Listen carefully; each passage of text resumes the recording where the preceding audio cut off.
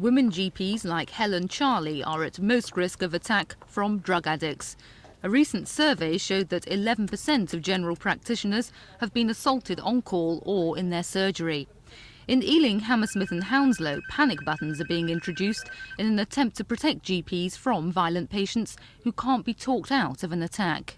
I don't think it will ever be solved completely. I think violence and the threat of violence is with us all the time. It spills over into everyday life. But I think that not just doctors, but all healthcare professionals are at a greater risk of it. How worrying is the problem at the moment? I think it is quite worrying. There is a lot of fear amongst doctors, in particular in inner cities and in London, that they are going to have some sort of violent episode that they will not be able to control.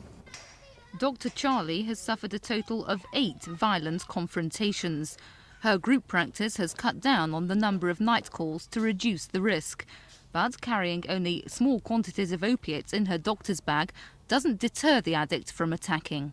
I find it rather sad that there are certain situations which I have to now reconsider. I joined my practice because it did its own night calls 6 years ago.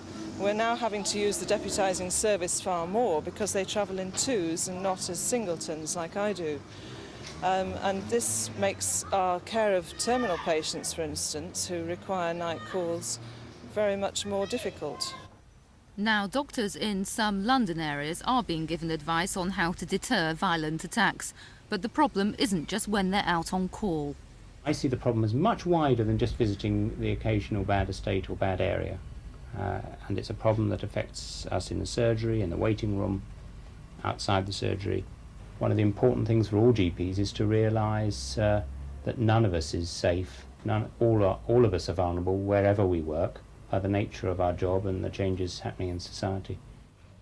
In some cases, police are now being called in to accompany GPs on their most dangerous calls. Hazel Westwood, Thames News.